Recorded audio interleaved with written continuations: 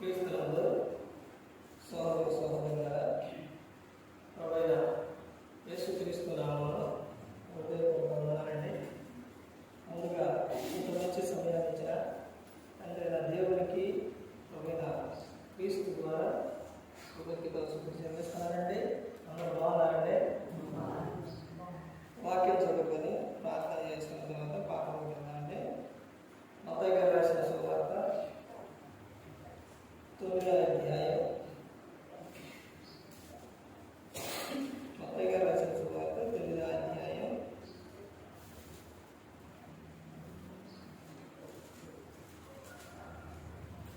13వ వచనం.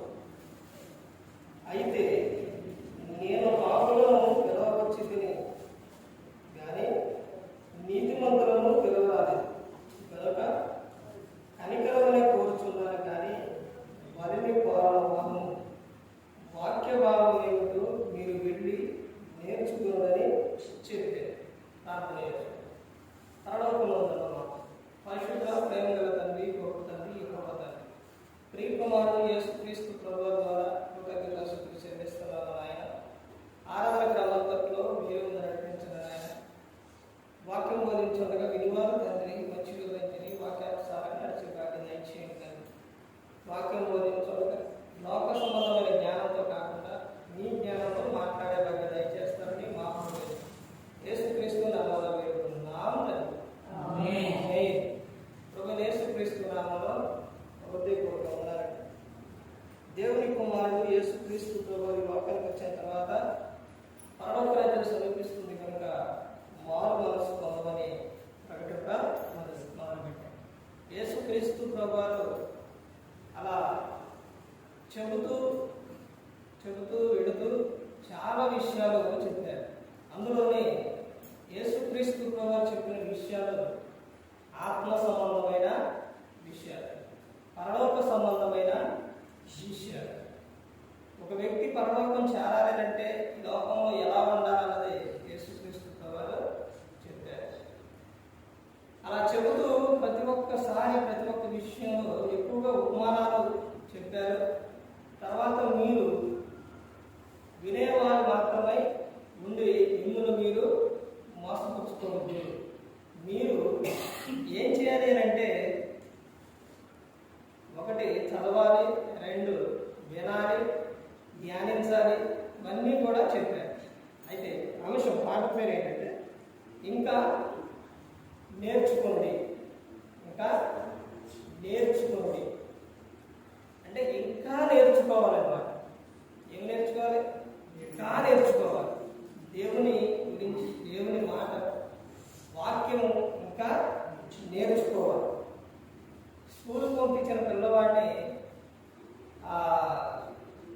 ఆ నుంచి బండిరా వరకు, 1 నుంచి 100 వరకు, ఏ నుంచి Z వరకు, ఇలా పూర్తిగా వాటిని ఏం చేస్తారంటే నేర్పుతా ఉంటారు. మధ్యలో ఆఫ్ చేస్తారా? ఆఫ్ చేయరు. ఆ తర్వాత 1, 2, 3, 4 తరగతులు చదివించి ఆఫ్ చేస్తారా? ఆఫ్ చేయరు.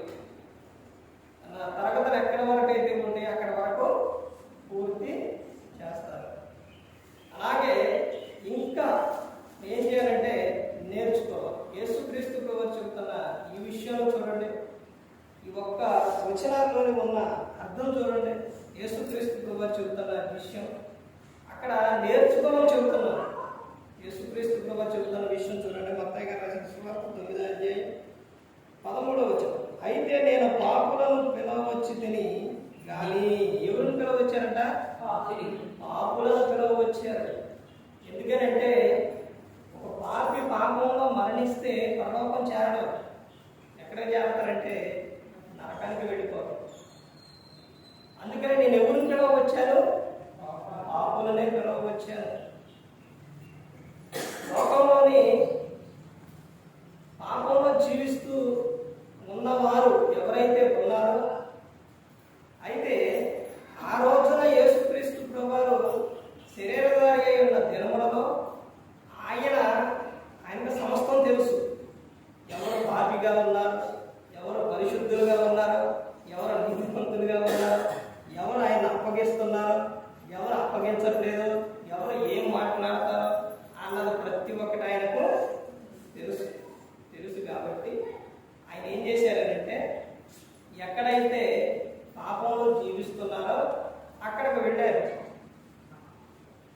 అక్కడికి వెళ్ళి వారిని మార్చారు. వారిలో ఎవరు కనబడతారంటే యోహాను సువార్తలో సమరయ స్త్రీ ఒక ఆమె కనబడుతుంది. యేసుక్రీస్తు ప్రభువారు హృదయం ఆయన పైన ఏంటో తెలుసు, లోపలేంటో తెలుసు, ప్రతి ఒక్కటి ఆయనకు తెలుసు. శిలువలో ఇద్దరు దొంగలు ఉన్నారు.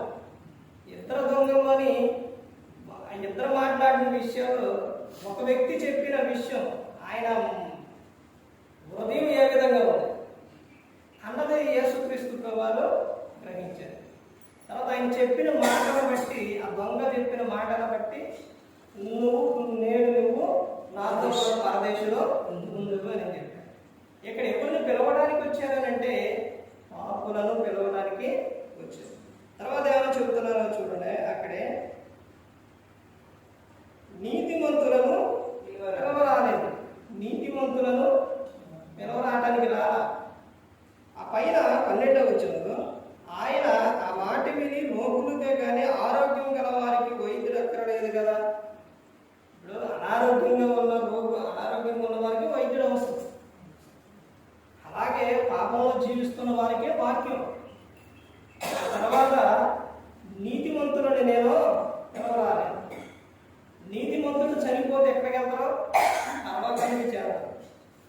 ఆ తర్వాత ఆయన చెబుతూ కనుక కనికరమనే కోరుచున్నాను కానీ, కనికరం ఒక మనిషిలో ఉండాల్సింది ఏంటంటే కనికరం ఉండాలి. దేవుడు కోరుకునేది కనికరాన్నే.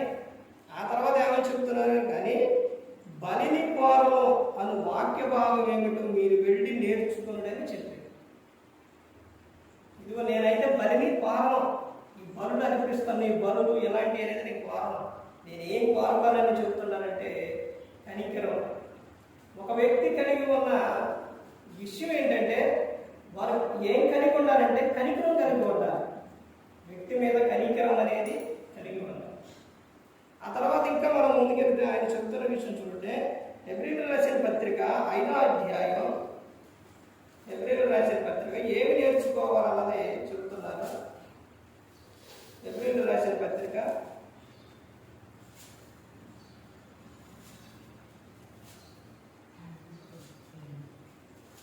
5వ అధ్యాయం 8వ వచనం చూడండి. ఆయన కుమారుడైంది పొందిన శ్రమల వలన విధేయతను నేర్చుకునేను. ఆయన కుమారుడైంది తాను పొందిన శ్రమల ద్వారా ఏం నేర్చుకున్నాడు? విధేయత నేర్చుకోవాలి. ఇంకా నేర్చుకోవాలి అంటే అందులోని ఒకటి ఏంటంటే ఈ వాక్య భావం ఏమిటో ఒకటే నేర్చుకోవాలి.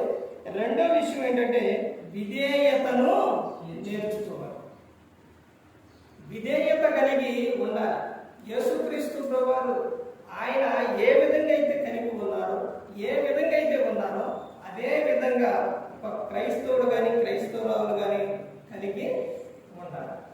తర్వాత ఇంకా ముందుకెళ్తే యెషయా గ్రంథం 1వ అధ్యాయం, యెషయా గ్రంథం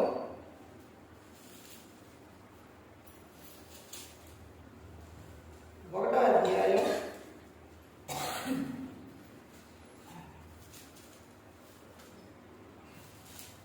17వ వచనం చూడండి.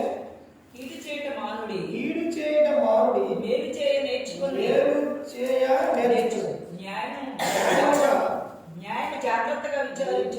జాగ్రత్తగా విచారించుడి. హింసింపబడు వారిని విడిపించుడి. తండ్రి లేని వారికి న్యాయము తీర్చుడి. విధవరాల పక్షముగా వాదించుడి. ఇక్కడ చెబుతున్న విషయం ఏంటంటే మేలు చేయ నేర్చుకోండి. ఏం చేయాలి? మేలు చేయటం నేర్చుకోవాలి. ఎవరికైనా కానీ మేలు చేసే విధంగా నేర్చుకోవాలి, కానీ ఈ కీడు చేసే విధంగా నేర్చుకోవాలి. అంటే దేవుడు చెబుతున్న విషయం చూడండి. క్రీస్తుని నమ్ముకొని క్రీస్తులోనికి వచ్చిన వారు నేర్చుకోవలసిన విషయాలు చెబుతున్నారు ఇక్కడ. అంటే మేము నేర్చుకోలేదండి అని అంటే ప్రతి దినం కూడా మనం ఏం చేయాలంటే నేర్చుకోవాలి. ఎందుకంటే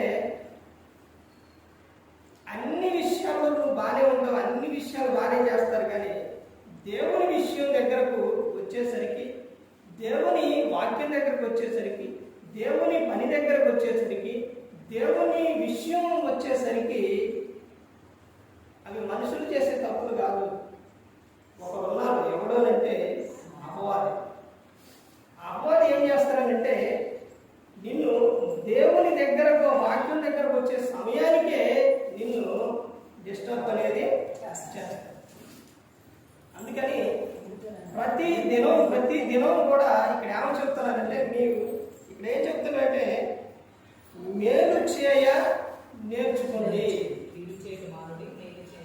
కీడు చేయకూడదు, మేలు చేయాలి. తెస్సలోనికలో ఉన్న సంఘానికి అపోస్తలుడైన పౌలు గారు ఆ సంఘానికి చెబుతున్న విషయం ఏంటంటే, మీరు అన్ని విషయాల్లో బాగానే ఉన్నారు, అయినా కానీ వారికి ఎందుకు చెబుతున్నారు? ఇప్పుడు చెప్పే విషయానికి వచ్చేసరికి, వాక్యం చెప్పే విషయానికి వచ్చేసరికి మీరు ఎప్పటి నుంచో వింటున్నారు, వాక్యాన్ని ఎప్పటి నుంచో వింటున్నారు, చదివేవారు ఎప్పటి నుంచో చదువుతారు. అపోస్తలుడైన పౌలు గారు ఇప్పుడు కొంతమంది ఉన్నారు, బైబిల్ గ్రంథంలోని మత్తయి గారు ఉన్నారు. ఎన్ని పుస్తకాలు రాశారు? ఎన్ని రాశారు? ఒకటే రాశారు. లోకా గారు ఉన్నారు, ఒకటే రాశారు. ఇలా పౌలు గారి విషయానికి వచ్చేసరికి పౌలు గారు చాలా పత్రికలు చాలా రాశారు. తర్వాత శిష్యులు కూడా రాశారు. ఇవేంటి? యేసుక్రీస్తు ప్రభువారు ఉన్న సమయాల్లోని యేసుక్రీస్తు ప్రభువారి గురించి కానీ కొంతమంది వ్యక్తులు సువార్త విషయానికి వచ్చేసరికి 4 సువార్తలు రాశారు. అక్కడ నుంచి ఎదరికెళ్ళేసరికి ఎక్కువైపోయింది. ఒక్కొక్కటి 2 రాయాల్సి వచ్చింది. ఎందుకని అంటారు?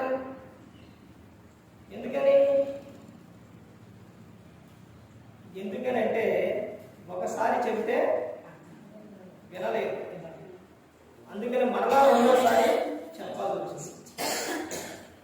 రోమపట్నంకి ఒకసారి చెప్పేశారు. ఇప్పుడు కొరింథీ సంఘం ఉంది. కొరింథీ సంఘానికి ఎన్ని పత్రికలు ఎన్ని రాశారు? 2 రాశారు. ఆ 2 కూడా కొంచెం పెద్దగా రాశారు. ఎందుకని? వాళ్ళు ఎన్నిసార్లు చెప్పినా కానీ వినట్లేదు. వినకపోగా మరలా ఒకసారి చెప్పిన తర్వాత వినలేదు, మరలా 2వసారి చెప్పాల్సి వస్తుంది. మరలా 2వ పత్రికని రాయాల్సి వచ్చింది. అంటే 2 సార్లు రాశారు. అలాగే తెస్సలోనికలో ఉన్న సంఘానికి కూడా పత్రికలు రాశారు. అయితే వాళ్ళు కూడా వినకపోగా వాళ్ళకి గురించి ఏం చెప్పారంటే, వీళ్ళు ఎంతో కొంత భక్తిగా ఉన్నారు కాబట్టి అక్కడికి వెళ్ళేసరికి పౌలు గారు ఆ తెస్సలోనికలో ఉన్న సంఘానికి పత్రిక రాయడం అనేది తగ్గిపోయింది.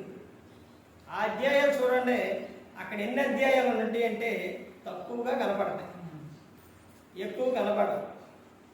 ఒక క్రైస్తవులకు కానీ క్రైస్తవురాలకు కానీ క్రీస్తులోకి వచ్చిన తర్వాత ఎంత పెట్టవసరం లేదు. అర్థమవుతుందండి? ఎంత కావాలి? కొంచెం అయినా చాలు. కొంచెం చెప్పినా 2 మాటలు చెప్పినా అర్థమైపోయింది. అలాగే తెస్సలోనికలో ఉన్న సంఘానికి, కొరింథీ సంఘానికి ఏమో అంత పెద్దగా అన్ని రాసి అన్ని అధ్యాయాలు, తెస్సలోనికలో ఉన్న సంఘానికి వచ్చేసరికి తగ్గించేసారు. అంటే వాళ్ళు ఉన్న విధానం ఏ విధంగా ఉన్నారు అంటే దేవుని పట్ల కొంత భయం భక్తి ఉంది కాబట్టి వారికి నేర్చుకోవాలి. కాబట్టి ఏ విషయం అవసరం కావాలో అదే చెప్పారు. వాడు అవే చెప్పారు. ఏం చెప్పారు అక్కడ? ఏం చెప్పారంటే 2 పత్రికలో మొత్తం కలిపి ఏం చెప్తారు పౌలు గారు? వాళ్ళకి అవసరమైతే చెప్తారు. ఏంటి అవసరం అని అంటే, మీరు ఎలా ఉండాలి అని చెప్తారంటే సంతోషంగా ఉండాలి అని చెప్తారు. ఎలా ఉండాలి? సంతోషంగా ఉండాలి. ఏడ్చుకుంటా ఉండకూడదు, సంతోషంగా ఆనందంగా ఉండాలి. మీరు ఏం చేయాలంటే కృతజ్ఞతాస్తుతులు చెల్లించాలి. దేవుడు చేసిన మేలు మర్చిపోకూడదు. అలా దేవునికి కృతజ్ఞతాస్తుతులు యేసుక్రీస్తు ప్రభువారి ద్వారా చెల్లించడం అది దేవుని చిత్తం అని చెప్తారు. ఆ తర్వాత ఇంకా వాళ్ళకి కావాల్సిన విషయం ఏంటంటే, ఒకటి ఈ వాక్యాన్ని ఏం చేయాలి, మీరు చదవాలి. చదివి మీ సహోదరులకు ఏం చేయాలి, వినిపించాలి అని చెప్తారు. చివరగా ఏం చెప్తారని అంటే, మీ దేహమును ఆత్మను పరిశుద్ధంగా నిందారహితంగా ఉండాలి. ఎప్పుడు యేసుక్రీస్తు ప్రభువారు వచ్చేటప్పటికి మీరు ఈ విధంగా కలిగి ఉండాలని చెబుతారు. అంటే పౌలు గారు చెబుతున్న విషయం ఏంటంటే, ఇదిగోండి ఈ విధంగా నేర్చుకోండి అని చెబుతున్నారు. ఈ విధంగా ఉండండి అని చెబుతున్నారు. ఇప్పుడు చదవుకోకుండా వాళ్ళకి, ఇప్పుడు పిల్లలు ఉన్నారండి, వాళ్ళకి ఎంత చెప్పినా అర్థం అవ్వట్లేదు అనుకోండి, మళ్ళా చెప్పాల్సి వస్తుంది. అదే అర్థం చేసుకునే వాళ్ళకి, అర్థమయ్యే వాళ్ళకైతే మరలా చెప్పే పని. అందుకని ఇక్కడ ఏం చెప్తున్నారంటే, నేర్చుకోనడి. ఒక క్రైస్తవుడు నేర్చుకోవాల్సిన విషయాలు ఏంటో ఇక్కడ చెప్తున్నారు. మీరు కీడు చేయటం మాని మేలు చేయండి అని చెప్తున్నారు. తర్వాత ఇంకా ముందుకు వెళ్తే చూడండి ఏం చెప్తున్నారు. అపోస్తలుడైన పౌలు గారు ఫిలిప్పీయులకు రాసిన పత్రిక 4వ అధ్యాయం, అపోస్తలుడైన పౌలు గారు ఫిలిప్పీయులకు రాసిన పత్రిక 4వ అధ్యాయం 11వ వచనం చూడండి. నాకు పొదువ కలిగినందున నేను ఇలాగూ చెప్పుట లేదు. నేను ఏ స్థితిలో ఉన్నానో ఆ స్థితిలో సంతృప్తి కలిగి నేర్చుకొని ఉన్నాను.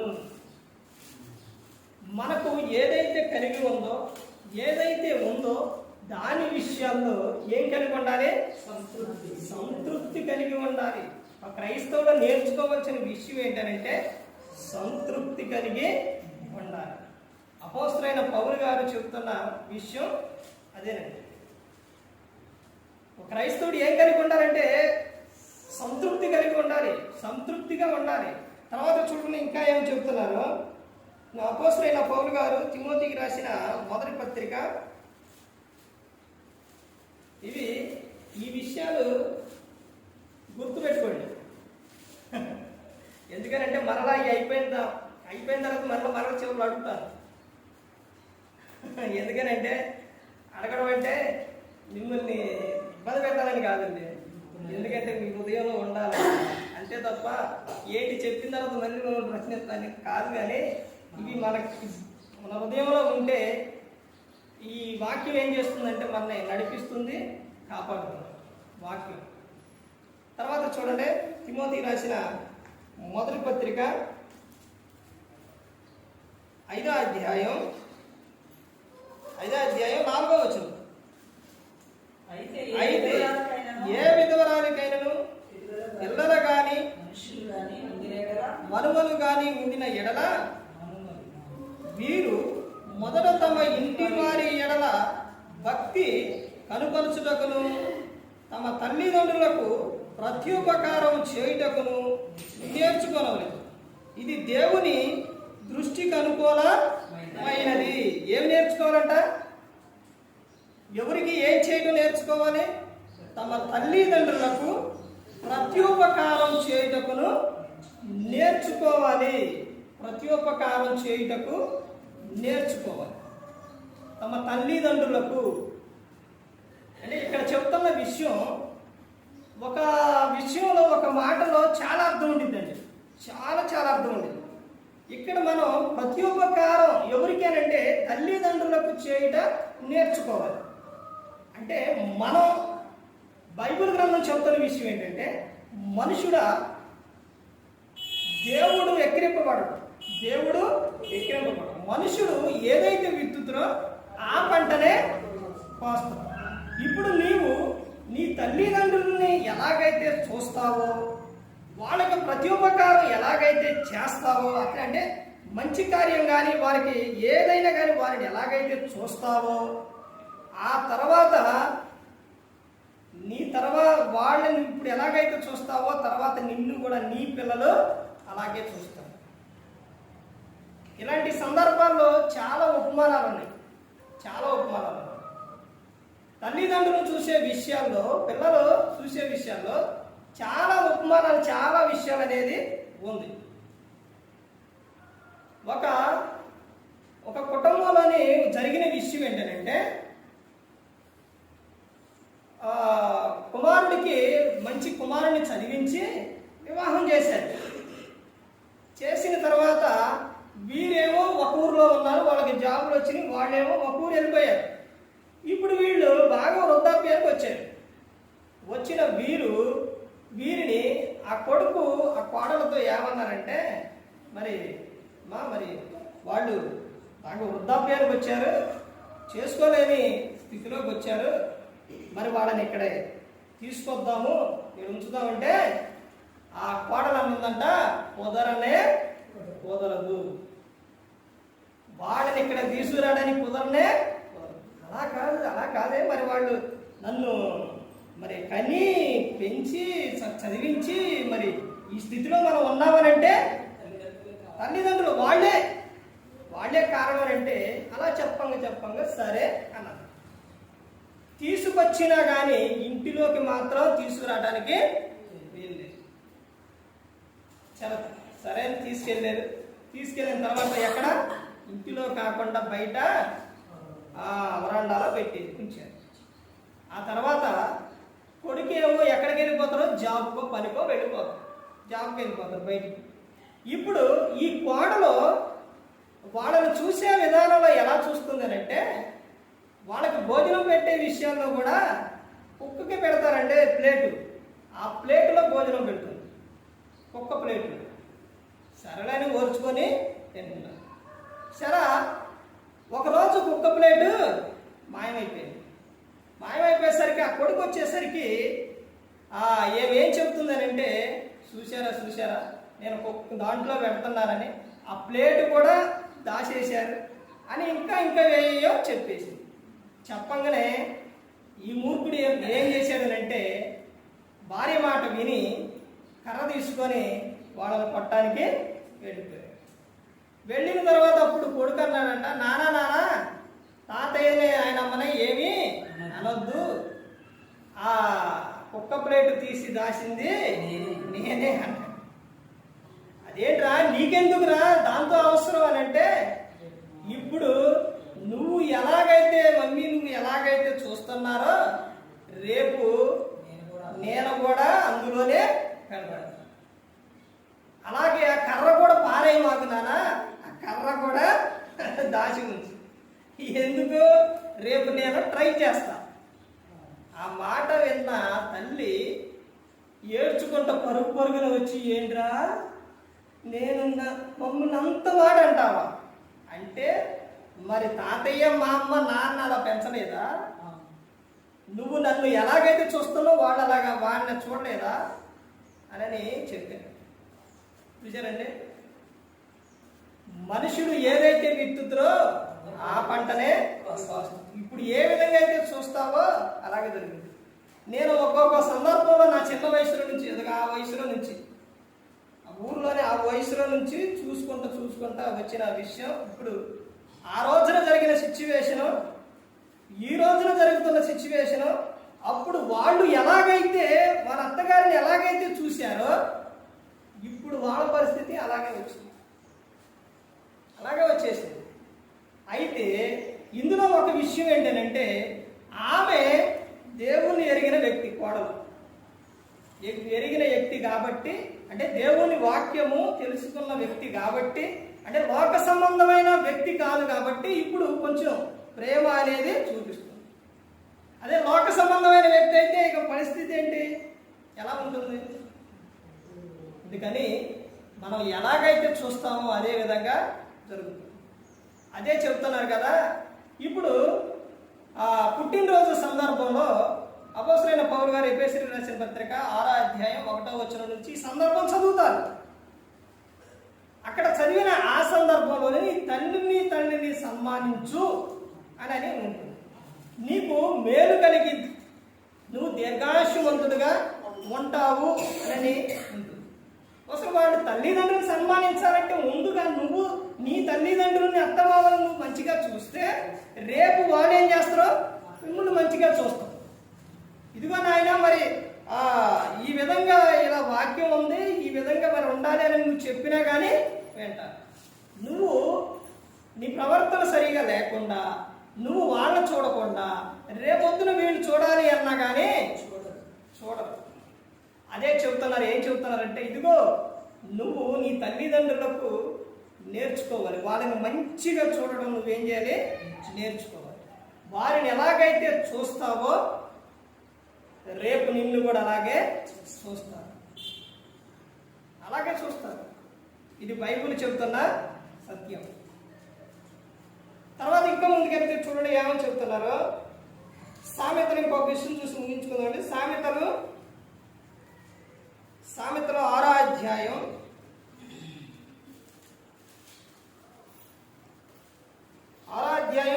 6వ వచనం నుంచి, సోమరి చీమల యొద్దకు వెళ్ళము, వాటి నడతను కనిపెట్టి జ్ఞానము తెచ్చుకొనము. వాటికి న్యాయాధిపతి లేకునను, పై విచారణకర్త లేకునను, అధిపతి లేకున్నను అవి వేసవి కాలమందు ఆహారము సిద్ధపరచుకొని కోతకాలమందు ధాన్యము కూర్చుకొనను. సోమరి ఎందాక నీవు పండుకొని ఉందువు, ఎప్పుడు నిద్ర లేచెదవు? ఇక కొంచెము నిద్రించేదనని, కొంచెము కునికెదనని, కొంచెం సేపు చేతులు ముడుచుకొని పరుండదనని నీవు అనుకుందువా? ఏమో చెబుతున్నారండి. చీమల యొద్దకు వెళ్ళమని చెబుతున్నాం. చీమలు ఎలా వెళ్తాయండి? ఒక చీమ ఇటు పోతుంటే ఒక చీమ ఇటు, ఒక చీమ ఇటు, అలా వెళ్తాయా? వెళ్ళమండి. ఎలాగెళ్తాయి? క్రమంగా. అంటే క్రైస్తవుడు నేర్చుకోవాలి ఏమిటంటే క్రమశిక్షణ నేర్చుకోవాలి. ఒక క్రైస్తవుడు నేర్చుకోవాల్సిన విషయం ఏంటంటే క్రమశిక్షణ. చీమల యొద్దకు చీమ యొద్దకు వెళ్ళి నేర్చుకోమంటాడు. అంటే అవి కలిగి ఉన్న విధానం చూడండి. అవి క్రమశిక్షణ ఒక లైన్లో వెళతాయి. తర్వాత అక్కడ చెప్తున్న విషయం ఏంటంటే సోమరి చీమల యొద్దకు వెళ్ళము, వాటి నడతను కనిపెట్టి జ్ఞానము తెచ్చుకొనము. వాటి నడతలు ఏ విధంగా అయితే ఉన్నాయో వాటిని కనిపెట్టి నువ్వేం చేసుకోవాలి, నేర్చుకో, జ్ఞానం తెచ్చుకొని చెబుతూ, తర్వాత వాటికి ఎవరున్నారు? న్యాయాధిపతి ఉండా, అధికారం ఉండా? ఎవరున్నారండి? ఎవరూ లేరు. అయినా కానీ వాటి శిక్షణ చూడండి, వాటి ఏ విధంగా వెళ్తాయి. అక్కడ చెబుతున్న విషయం ఒక వ్యక్తి కలిగి ఉన్న విధానం అక్కడ సోమరి ఎందాక నువ్వు పడుకొని ఉందువు? ఎందా పడుకుంటావు నువ్వు అంటే పొద్దు పొడిచే వరకు సమయం 7, 8 అయిన దాకా ఇంకా పడుకొని ఉంటారా? బైబిల్ ఏం చెప్తుందండి? ఎప్పుడు లేగానంట? రేయి మొదటి చోపున లేచి నువ్వు ప్రార్థన చేయాలని ఉంది. ఇంకా యేసుక్రీస్తు ప్రభువారు ప్రార్థన చేయటకు మార్కు రాసిన సువార్త 1:35 వచనంలో ఆయన ఇంకా చాలా చీకటి ఉండగానే, అంటే పెందరకాడని ఆయన లేచి అరణ్య ప్రాంతంలోకి వెళ్ళి ప్రార్థన చేశారు. అంటే పెందరకాడనే లెగాలి. అంటే ఇవన్నీ కూడా ఏంటి అంటే ఒకటి క్రమశిక్షణ. ఒక క్రైస్తవుడు నేర్చుకోవాల్సిన విధానం ఏంటంటే క్రమశిక్షణ నేర్చుకోవాలి. ఆరాధనకు వచ్చే సమయాల్లో, చేసే పనుల విషయాల్లో, ప్రతి ఒక్క విషయంలో కూడా క్రైస్తవులు కలిగి ఉన్న విధానం ఏంటంటే క్రమశిక్షణ కలిగి ఉండాలి. అవి వేసవి కాలంలో ఏం చేస్తాయనంట? వేసవి కాలమందు ఆహారం సిద్ధపరచుకొను, కోతకాలమందు ధాన్యము కూర్చుకొను. ఈ కాడి ఏం తప్పు ఉంటుందండి? ఎంత జాగ్రత్తగా కొని చూసారా? సేవలు దాచుకోండి. ఇకాడికి తక్కువేమి లేదు, ఆహారం. ఇక అలాగే చెబుతున్న విషయం ఏంటంటే ఇదిగో నువ్వు క్రమశిక్షణ కలిగి నేర్చుకోవాలి, క్రమశిక్షణ కలిగి ఉండాలని. తర్వాత చివరిగా చూడండి ఏమని చెబుతున్నారు. అపోస్తల కార్యాలు 20వ అధ్యాయం, అపోస్తల కార్యాలు 20వ అధ్యాయం 35వ వచనం చూడండి. మీరు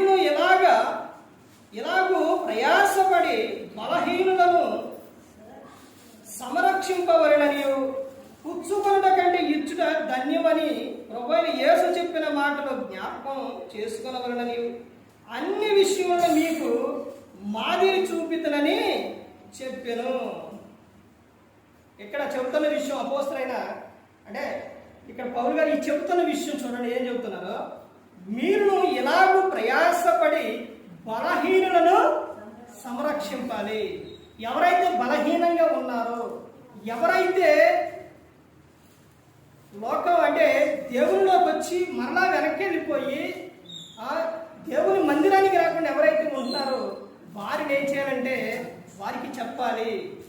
అదే చెప్తూ ఈ మీరు ఎలాగూ ప్రయాసపడి బలహీనులను సంరక్షింపవలననియు పుచ్చుకొనుట కంటే ఇచ్చుట ధన్యం అని చెప్తున్నారు. అంటే లాస్ట్ విషయం ఏంటంటే ఇవ్వడం నేర్చుకోవాలి. ఇవ్వడం నేర్చుకోవాలి. బైబిల్ గ్రంథంలోనే ఇచ్చే విషయాల్లో ఇప్పుడు కానుకల సందర్భం వచ్చేసరికి కానుకలు పట్టేటప్పుడు చదువుతాం ఏమనండి,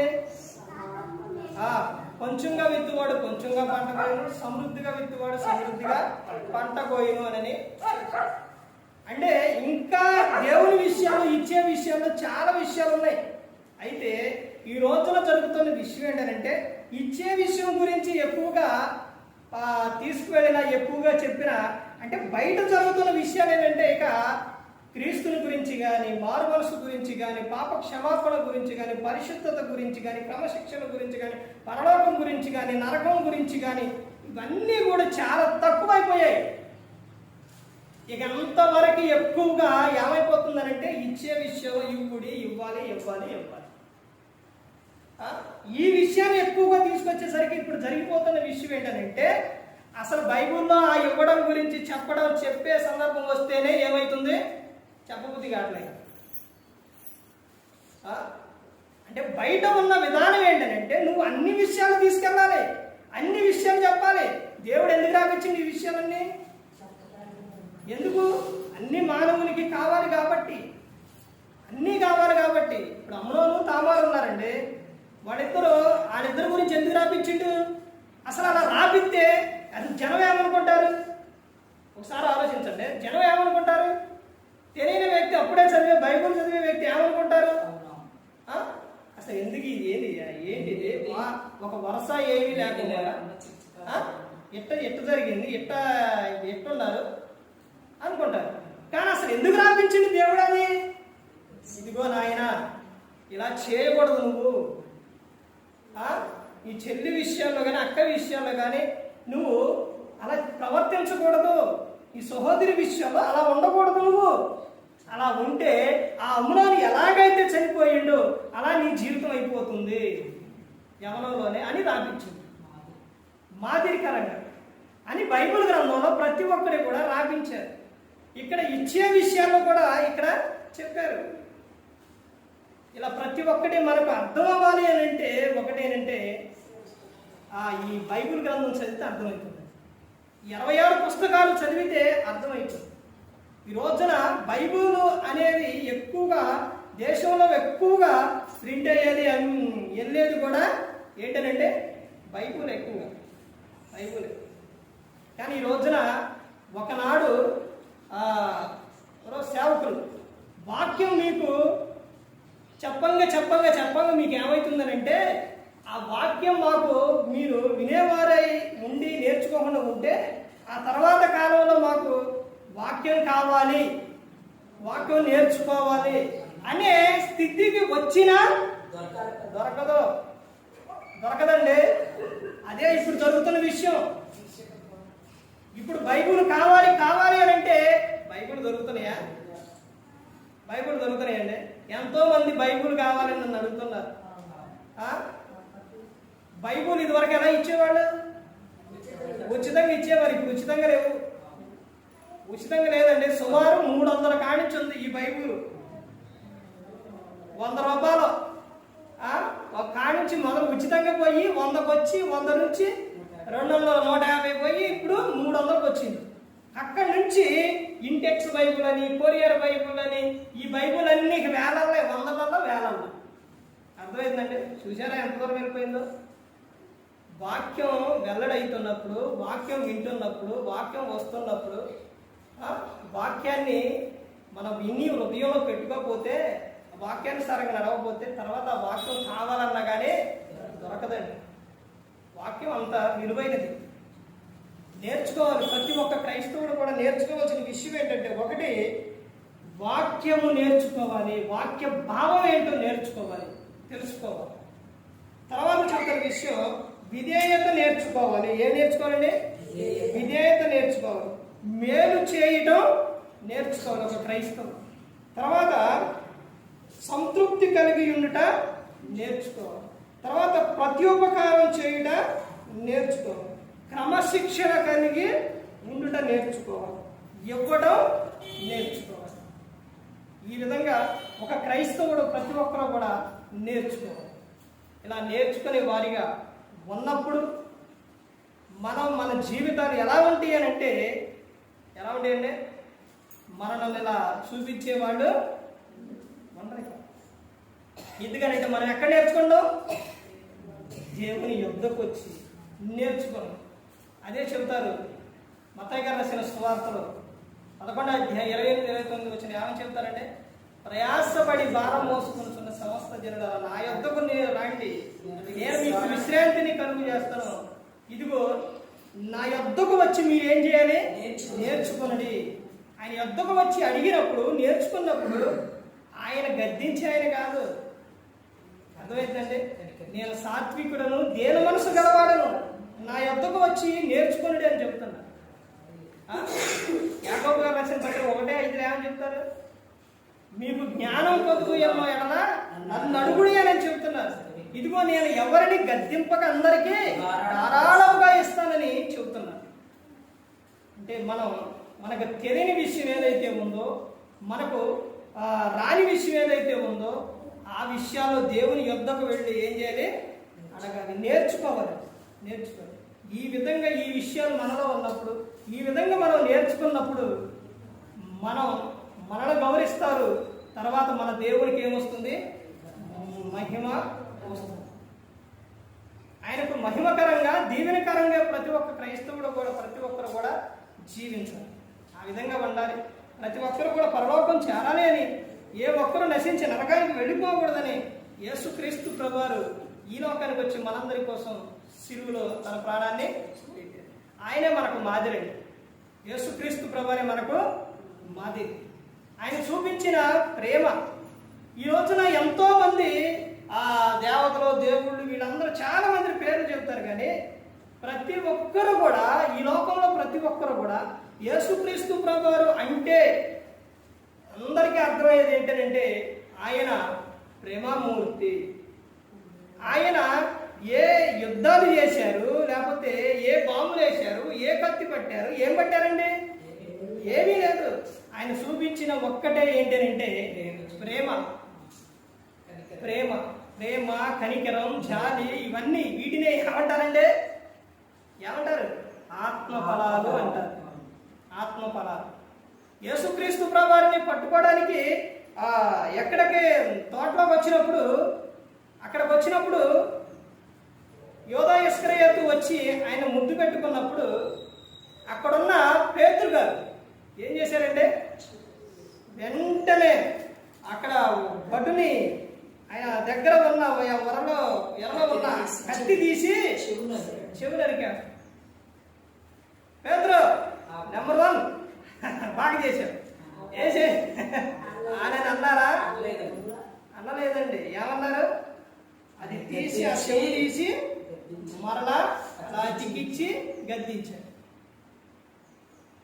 చూశారంటే ఎంత ప్రేమ చూపించారు. ఆయనను శ్రమలకు, సిలువకు అప్పగించినప్పుడు కూడా ఆయన ఏ విషయంలో పాపడలా. ఏ విషయం ఆయన ఏం చూపించారు? ప్రేమ చూపించారు. అలాగే ప్రతి ఒక్క క్రైస్తవుడు కూడా ప్రేమ కలిగి ఉండుటకు ప్రయాసపడాలి. అంటే నేర్చుకోవాలి. ప్రతి ఒక్కరు కూడా క్రీస్తు యుద్ధకు వచ్చి నేర్చుకునే వారికి ప్రతి ఒక్కరు కూడా. అప్పుడే మన జీవితాలు ఎలా ఉంటాయి అంటే, మనం దేవుని మందిరంలోని ఈ విషయాలు ఇవన్నీ కూడా మనం నేర్చుకున్నప్పుడు, బయట ఆ విషయాలు మనం పాటిస్తూ ఉన్నప్పుడు ప్రార్థనకి వెళ్ళేవారు ఈ విధంగా ఉంటారా అనిపిస్తుంది. మనం కూడా ఈ విధంగా ఉండాలి. వాళ్ళ దేవుడు మనకు కావాలి. అదేవిధంగా దేవునికి ముందు పేరు పెట్టి పిలిచిన వారు ఉన్నారు. పేరు పెట్టి ముందు మానవుని పేరు పెట్టి తర్వాత దేవుని పేరు పిలిచిన వారు ఉన్నారు. అలా వాళ్ళ జీవితాలు ఆ విధంగా ఉండిపోయింది. ఆ విధంగా జీవించారు. ఎవరు వాళ్ళు? అబ్రహాము ఏమంటారు? అబ్రహాము దేవుడు, ఇస్సాకు దేవుడు, యాకోబు దేవుడు. చూశారండి? మరి మన పేరు పెట్టి కూడా పిలవాలగా. ఆ విధంగా జీవించాలి. ఎందుకంటే వాళ్ళు కలిగి ఉన్న విశ్వాసం, వాళ్ళు కలిగి ఉన్న భక్తిని బట్టి పిలిచారు. ప్రతి ఒక్కరు గమనించుకో. ప్రతి ఒక్కరు కూడా దేవుని యందు భయభక్తులు కలిగి పరిశుద్ధాత్మ మాట ఏంటి హృదయ శుద్ధిని కాపాడుకుంటూ క్రీస్తుని పోలి నడుచుకున్నప్పుడు లోకం విడిచిన పరలోకానికి చేరుకోయారు.